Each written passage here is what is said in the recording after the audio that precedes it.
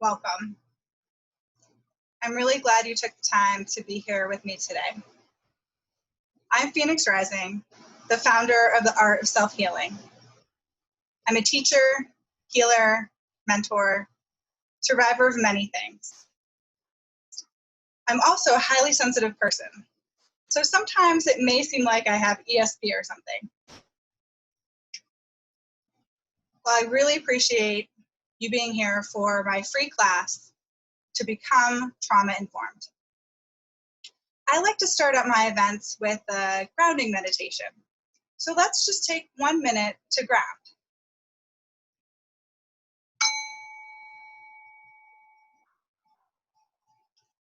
Finding a comfortable seat,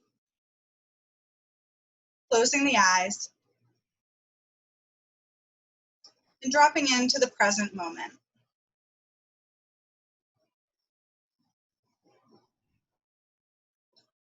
Allowing your breath and body sensations to become the center of your awareness.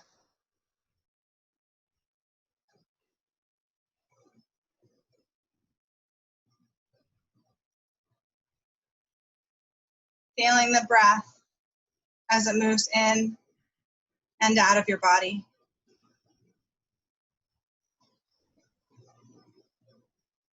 Feeling where your feet or seat meet the floor or chair.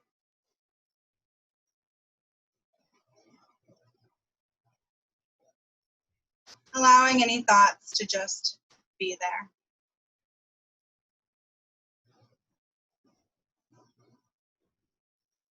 Awesome. Let's take one big collective breath. Exhale all of the air out of your lungs. Then take a nice big inhale. Fill it all the way and let go.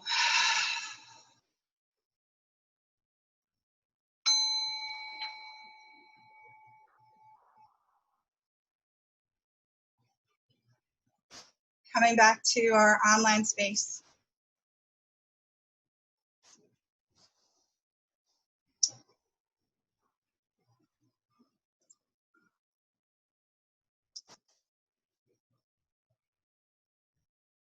I want to give you a brief agenda for today's class. I'm going to start with my background, personal and professional, a disclaimer, talk about safety, and a word about language. Then, I'm going to go into the big picture history of trauma. We're going to talk about types of trauma, stress and trauma symptoms in the body,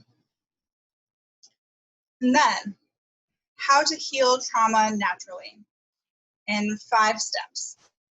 Now, they're pretty big steps, lifelong steps, but I'd like to give you the big picture, big view of trauma and trauma healing.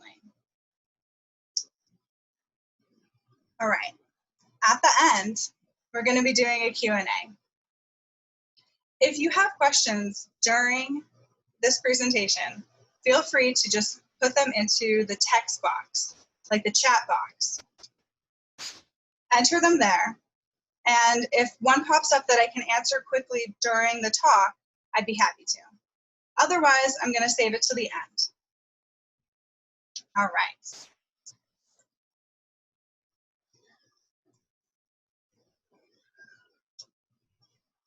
My background. My life has really been about trauma in so many ways. Now, don't get me wrong, there's been a lot of good things and miracles even. But I suffered a lot of childhood trauma, developmental and complex. I felt really called to help at a young age because I was struggling so much, and I just felt like no one understood. I decided to study English because I thought becoming a high school English teacher would be a way to help young people find their voice, and that felt powerful to me. Well, while I was studying English at the University of Vermont, I was also doing weekly volunteer work with troubled youth. And I realized they don't need an English teacher. They need a social worker. And I was learning more and more about what that looked like. I decided to apply to NYU to get my master's degree there in social work. Well, I got in, and I'm really grateful for that experience. It set me in a good place to work in the nonprofit scene in New York City, where I was able to work with very traumatized populations of young people. Unfortunately, yet everything has a way of working out. Around the time I was leaving New York and moving on to the next phase of my life, my mom actually died. And this really pushed me into a different direction than I had taken before. Things really clicked together for my own personal healing after that, in ways I could have never thought possible. I decided to move out to Colorado, and I started a private practice. Well, definitely did not go how I had wanted it to go. But the plus side is, I took this really extensive training on nervous system recovery from trauma. It put together more pieces of the puzzle for me in a way that I had never thought about. I thought my emotional issues, my symptoms, I didn't necessarily identify all of them with stress and trauma. It's like my personal life and my professional life started to come together in this really profound way, where my personal interests and personal healing journey was deeply impacting my professional.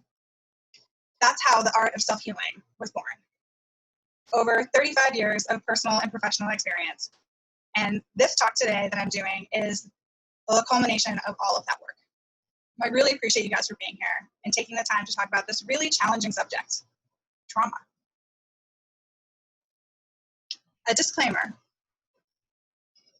The information I'm presenting is for educational purposes only. If you decide to use anything that I say in this talk on yourself for your own self-healing, you're taking 100% of the risk.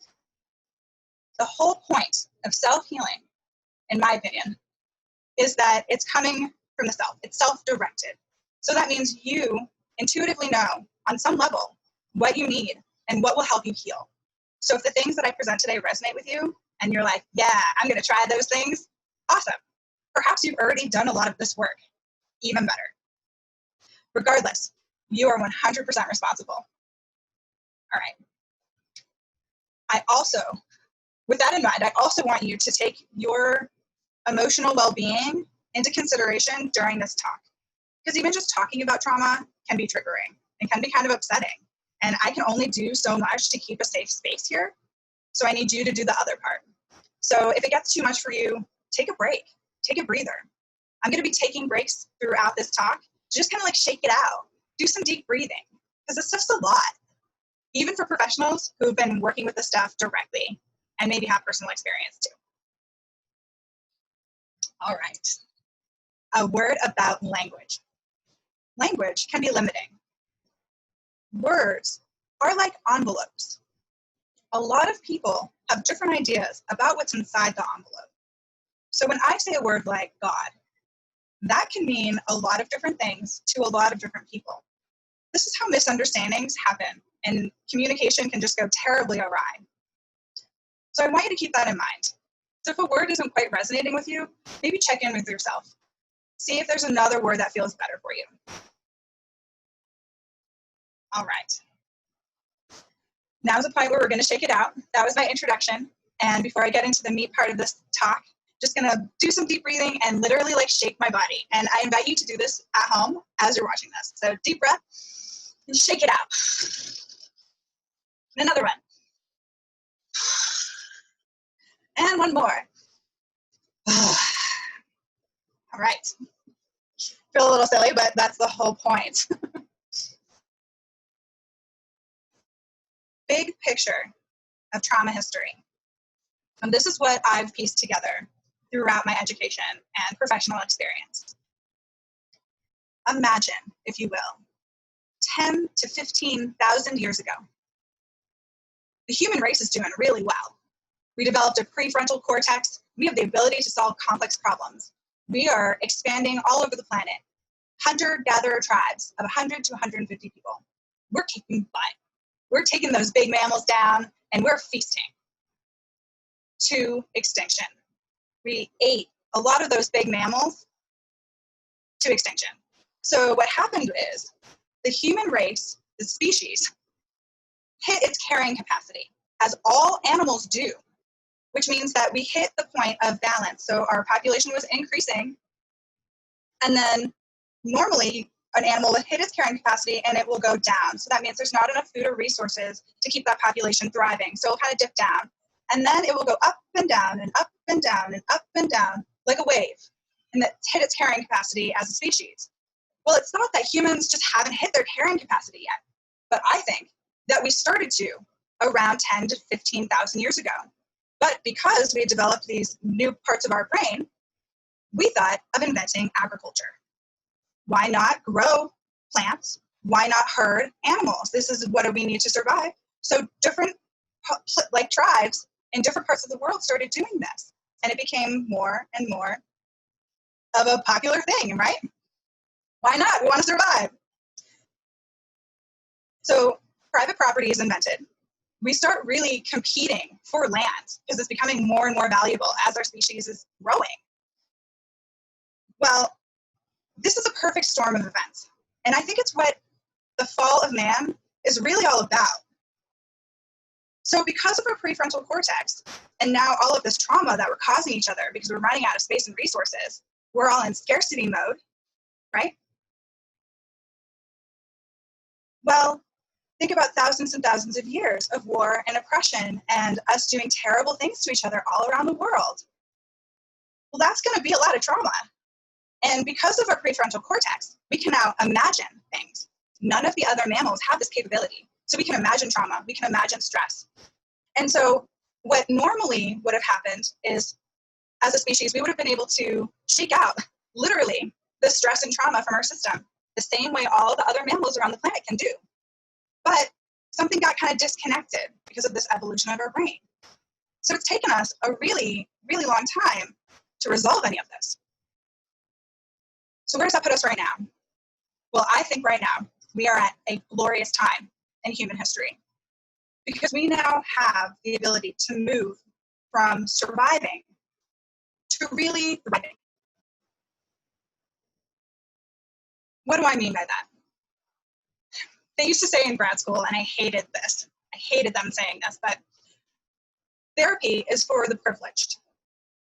Well, what they meant by that is that you need to have the capacity to heal in order to heal. And if you're still being traumatized, you don't have the capacity to heal yet. So it's taken the human species a long time to get into a place where we're out of survival mode and we're starting to really thrive. But there's too many people on the planet. So what's going to happen? I think a lot of people are going to heal a lot of trauma. So I'm really thrilled that you guys are sticking with me and listening to this topic. All right, it's time to shake it out again. That was a lot. I just had to imagine like a whole 10 to 15,000 years of history. So we're just going to shake it. Shake it out.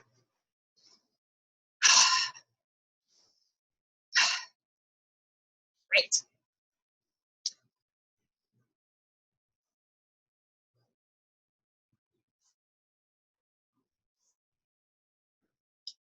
I want to go through briefly the common types of trauma.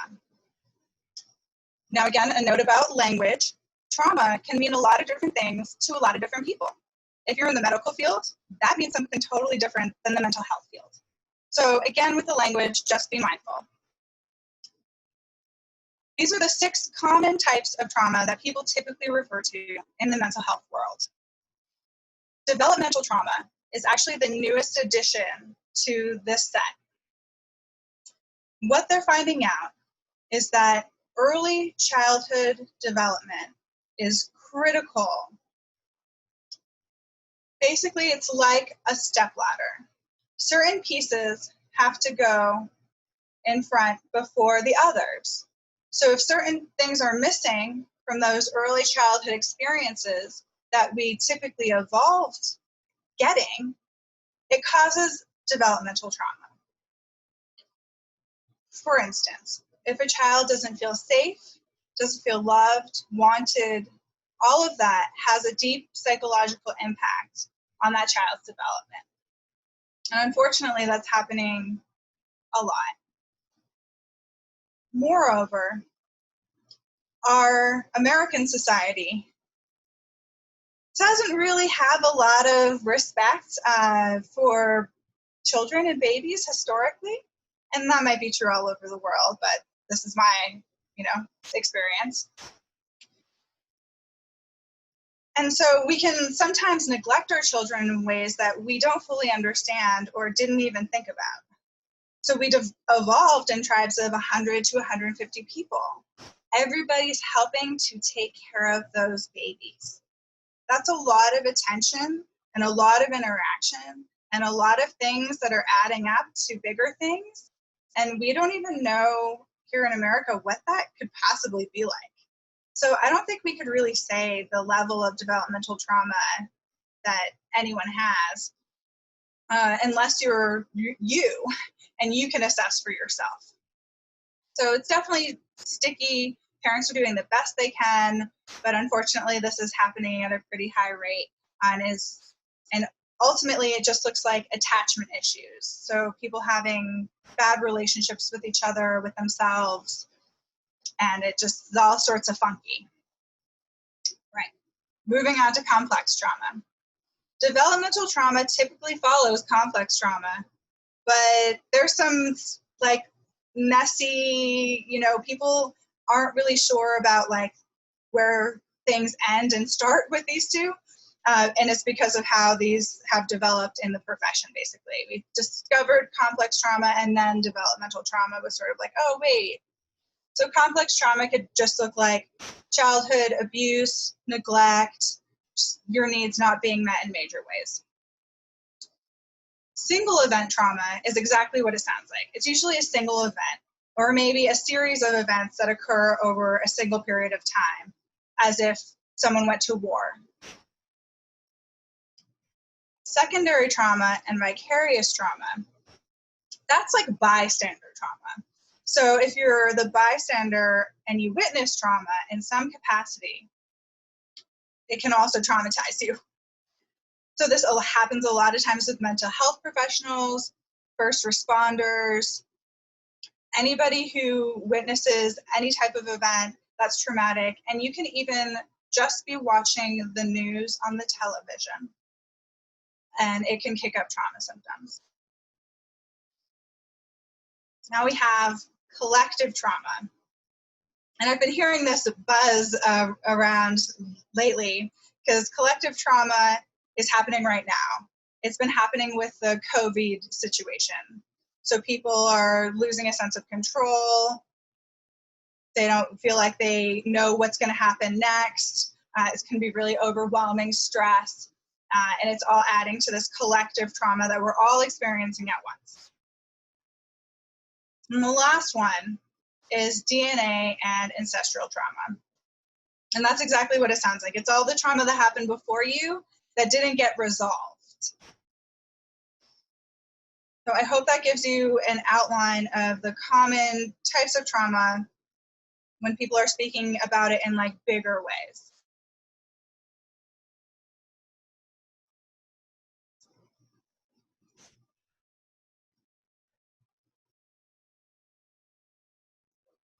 All right. Next, I'm going to talk about what stress and trauma symptoms look like in the nervous system. Great. So as I'm saying this, I want you to imagine a scene. Now it's going to be a little bit of dual imagining, because I want you to look at the screen and look at the different nervous system states. But I want to tell you a story about these different states. So state 1, state 2, state 3, and state 4.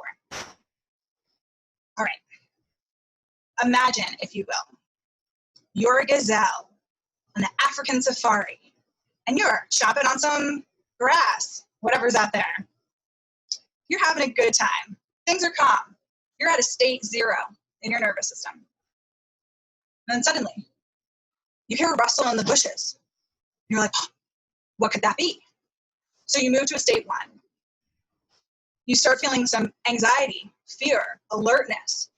Your thoughts are getting speedy. I wonder what's going to happen. I hope everything's okay. I'm not really sure what to do. Maybe your heart starts racing, right? You look over at the bush again, trying to see what's up, and it's a lion. You're like, oh my God. So you bump into state 2.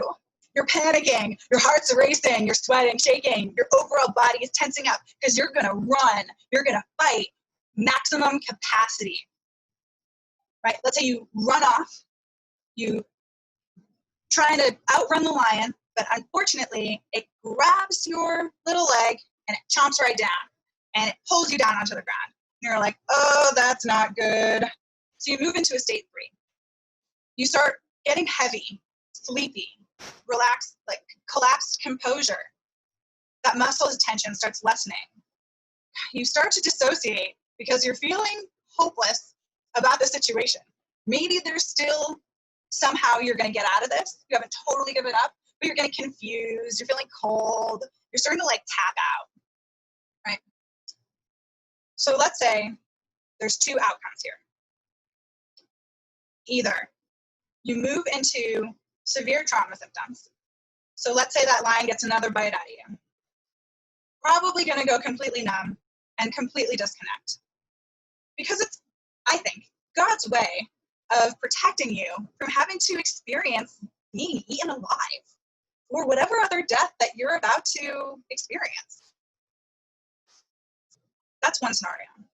The other, let's say you get away.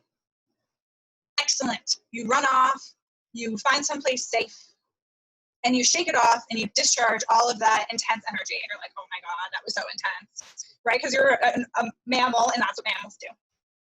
And then you get all regulated again and you're like, okay, that's cool. Well, unfortunately for humans, because of our prefrontal cortex and our compounded trauma over thousands of years, we have a really hard time doing the natural thing to release our trauma. Really, the reason is we're actually just pretty afraid to experience those intense feelings. Because what happens with trauma is it puts it in another part of your system, in the unconscious parts of your brain and body. And so you don't necessarily remember what happened. The reason is because you just don't have the capacity to deal with it. So what happens when you start to deal with it, when you start to heal? Well, those dissociated states, memories, have to go through all of the other parts of the nervous system. So you go from a state 4 to a state 3 to a state 2 to a state 1, and then you get relief. So for a lot of people, trauma healing looks like it's getting worse before it's getting better, but that's actually not the case at all. So things are actually getting better.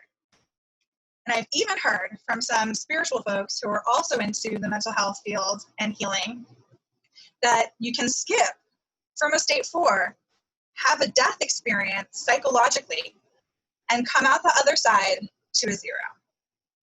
Now, that's advanced work, so I definitely do not recommend that to anyone. But there is that possibility out there as well. But ideally, we will all have to just process all of the baggage and all of the trauma that we can. And I think that our healing is potentially going to take generations. But that's okay, because you are on your hero or heroine's journey. And God has not forgotten you. All right, let's shake it off again. That was a lot. Let me close the screen here. And we're going to shake it out again.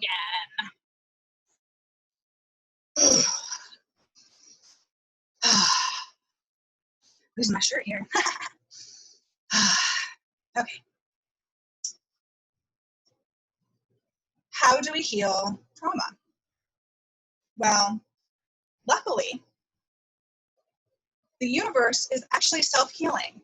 So when something breaks, healing often occurs. There's evidence of this all around the universe. When you get a cut, what happens? You heal naturally. So I do believe that there are ways for us to tap into our natural healing abilities and allow it to just happen. Now, I do want to say You don't have to do anything. It's more about being with what already is.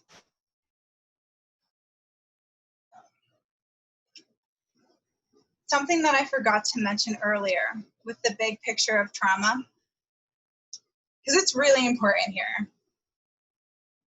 So, thousands and thousands of years of trauma, right? People are dissociated from their bodies. They're stuck in their heads. They're thinking more. They're writing. They're starting to, evolve in these other ways of consciousness.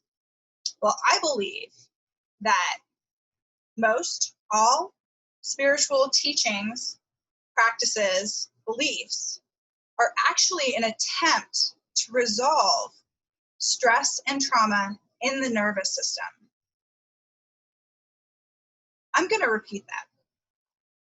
I believe almost all religious and spiritual beliefs, teachings, and practices are an attempt to resolve stress and trauma. So you have to use them with a grain of salt. Pick the ones that resonate with you. But I think that that's really important to mention here, because I believe stress and trauma are the root of human suffering and conflict around the world. And if we could rewrite that narrative and heal, imagine what our world could look like. Right. How to heal trauma in 5 steps. Now, like I said, these are big steps, but I believe God and the universe want you to heal.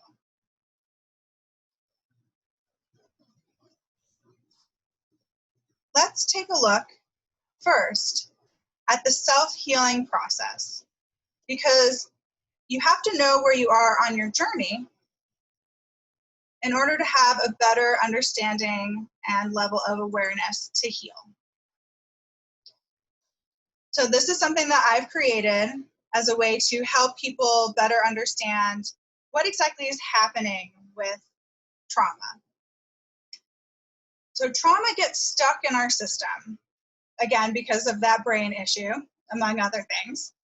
And so we get stuck in this unresolved trauma cycle. Starts at the unconscious, and then something will happen and you'll become aware on some level of the trauma, right? So maybe something rubs you the wrong way, you get activated, whatever.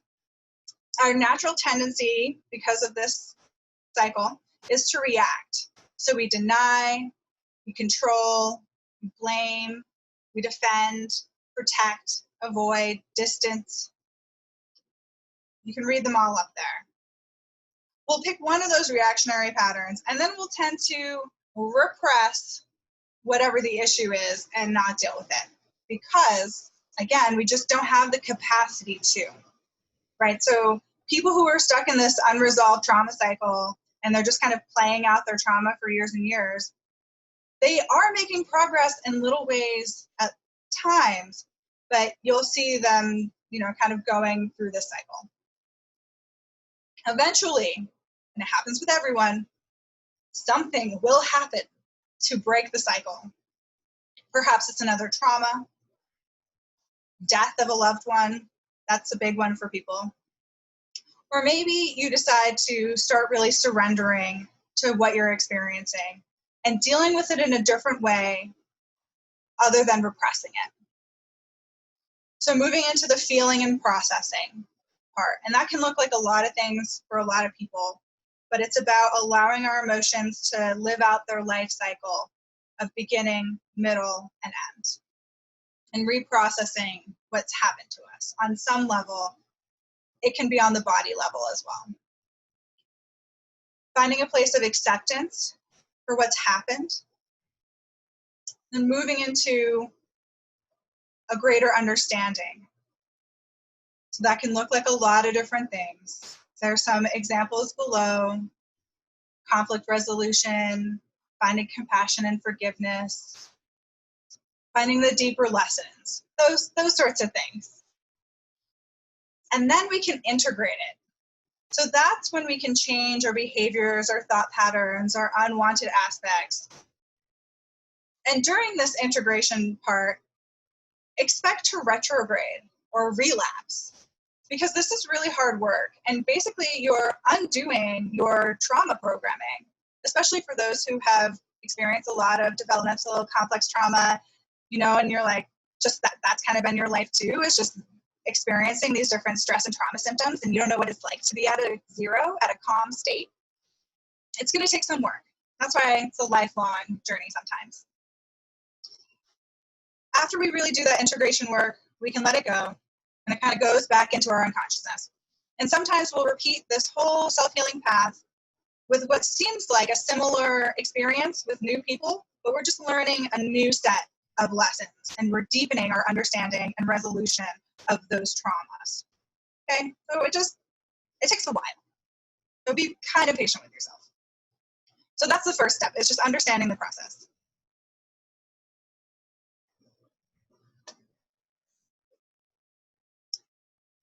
The next step is creating safety and trust.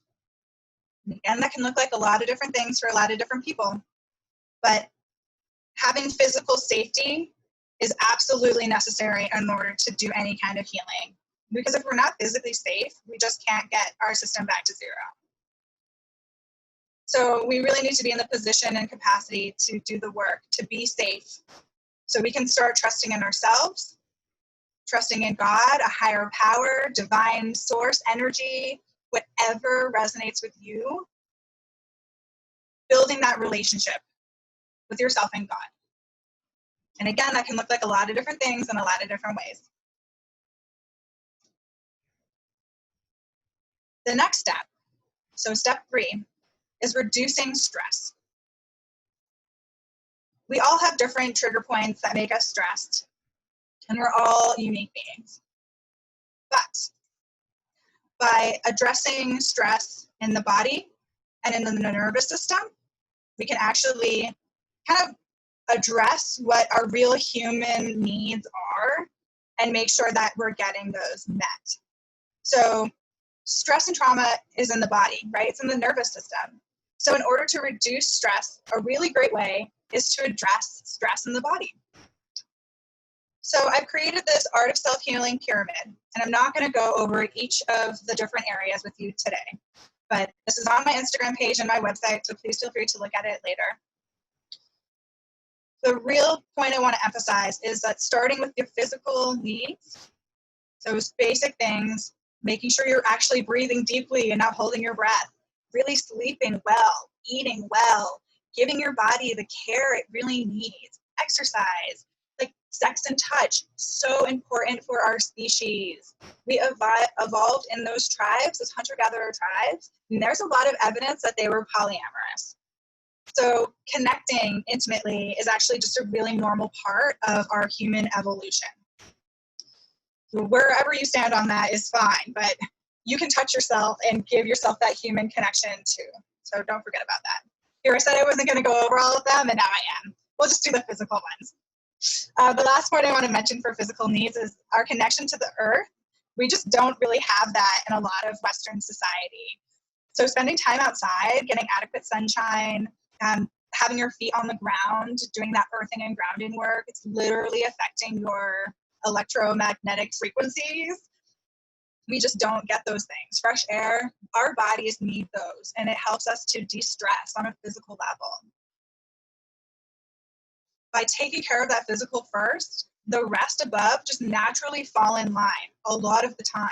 And it also helps to clear out that like static residue of stress and trauma symptoms that you don't necessarily have to be dealing with.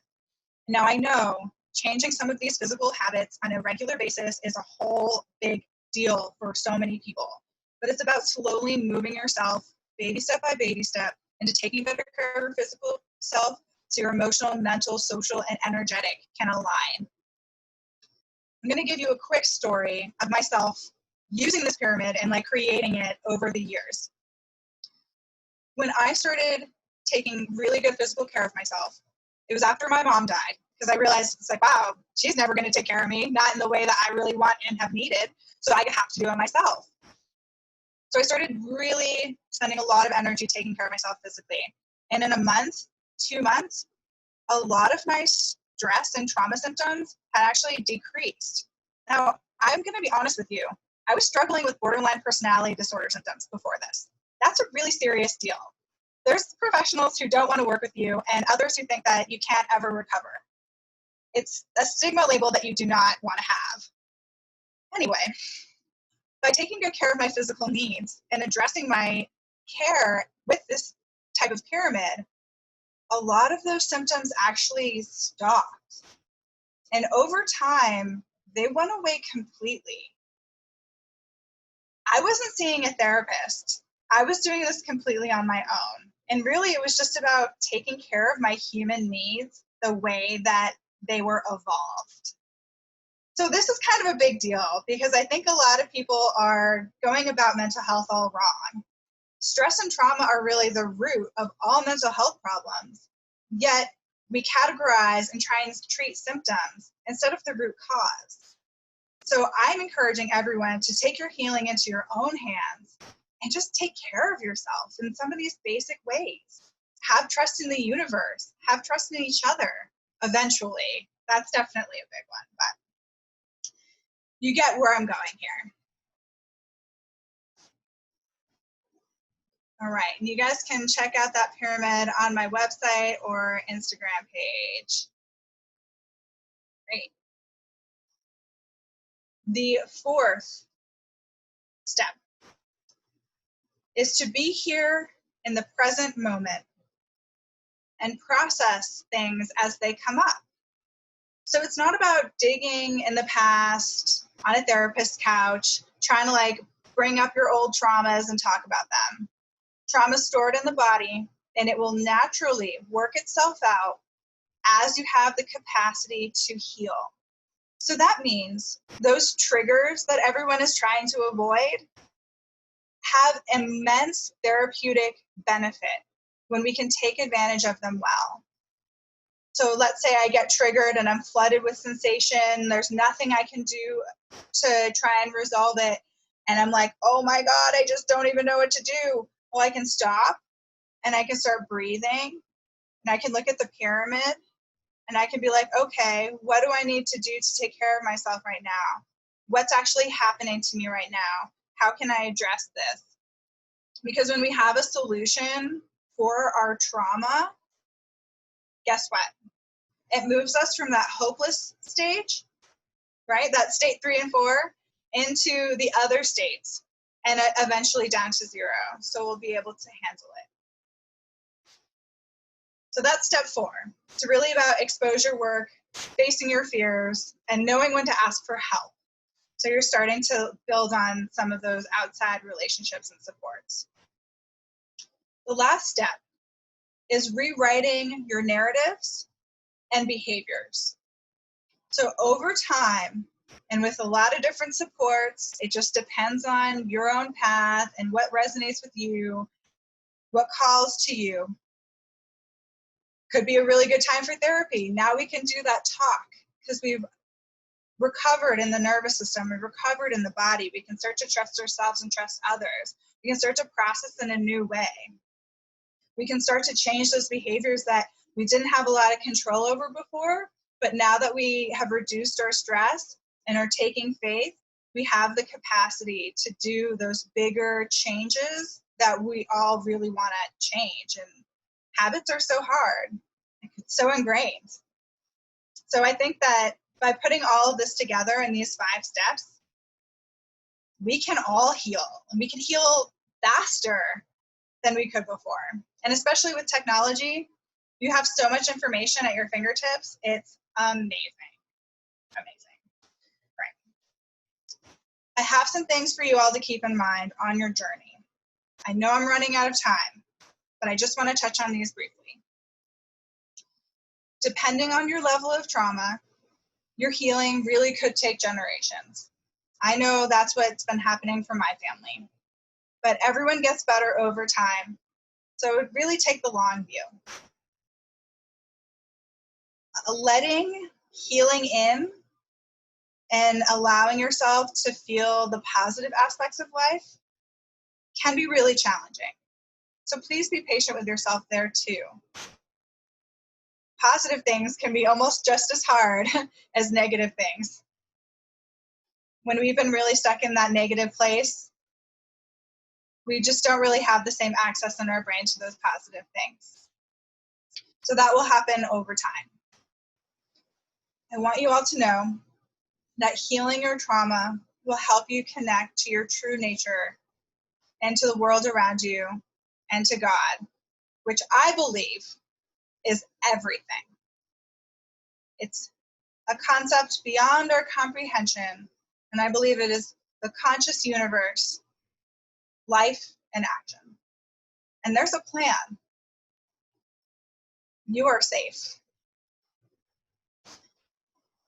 Your intuition, something a lot of people like to talk about. Well, I think that it's actually just your instincts, your human physical instincts. There's some energetic stuff going on, but know that your intuition is your instincts. So trauma can detach us from our instincts and our intuition, and resolving that can connect us. And you'll be able to have a kind of clarity over yourself and the world and your place like you never have before. I really want that for everyone, because life is too hard. Like thousands of years of trauma, are you kidding me? But like that is what's been happening. So it's all about taking one step at a time and doing that work little by little by little as you have the capacity to. All right, we're gonna shake it out again.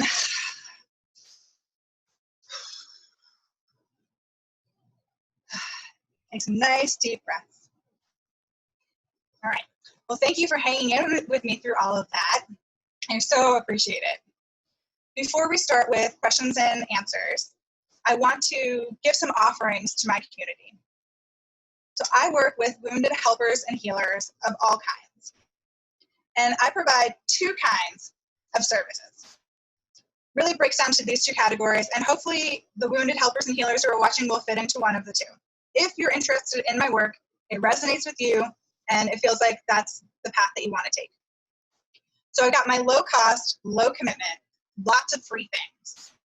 Free monthly classes, donation-based support groups, education and inspiration through social media. You can access all of this by following me on social media. I'm mostly on Instagram. I don't really like Facebook, but I do have a Facebook page that I keep. So Instagram, and please subscribe to my website, and you'll get all of the information sent to you as things are happening. So that's a free and low cost commitment. That's really good for people who are working a lot, who just don't have a lot of time and energy and capacity to do this kind of deep work. That's okay. You can do it little by little. Definitely respect that. The other option is a high cost, high commitment. So those services are custom one-on-one. I also do support groups. And I do custom long-term classes. So for example, I have a fall course coming up on nervous system recovery for highly sensitive people. So that program's online, along with all of my other services. So you can check those out on my services page on my website. One last thing. That high cost, high commitment option is really great for people who have already been doing a lot of work on themselves, are in the helping and healing professionally, and are really looking to take those big next steps in their healing and in helping to heal others. So I hope that you fit into one of those categories, because I have a lot of information to share, and I think that it's really groundbreaking stuff that I'm presenting. All right, great. Well, thank you so much for sticking with me through all of that. I would love to take questions. If any of you guys have any in the audience, I'm going to pull up the chat screen. It looks like I didn't get any questions during, but I'm hoping that it was clear, I didn't rush through, and that maybe there's just no questions. I see a thumbs up. All right. Well, I'm going to give a minute just in case any of you are fumbling. Phoenix. There are others who talk about trauma, other teachers, and one exercise that I'm familiar with is when you feel triggered, try to remember a time when you felt that way before, you know, and think of a person maybe who might have been what you perceived as your trigger, such as your dad, your mom, your whoever. Sure. And then to send it back, send it back to the source, you know, to send the energy that's triggering back to the source. And then to say to yourself, I am forgiven. For some reason, I mean, it's a beautiful exercise, and it's all I can think of right now as far as asking a question goes. But it's just another exercise. I wondered what you think of that one. Yeah, I think that sounds great. I think that especially if it's resonating with you and helping you, that's really the important part.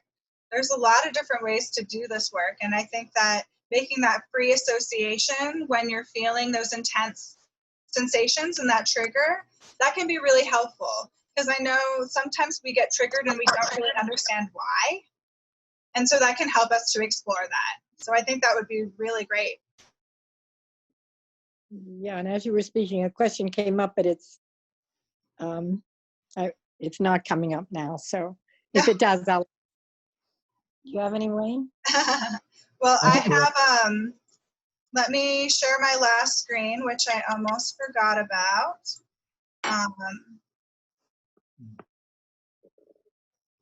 Okay, great. So there's information on how to stay in touch. So if you think of that question later, shoot me an email, connect with me. I have a lot of information on my website.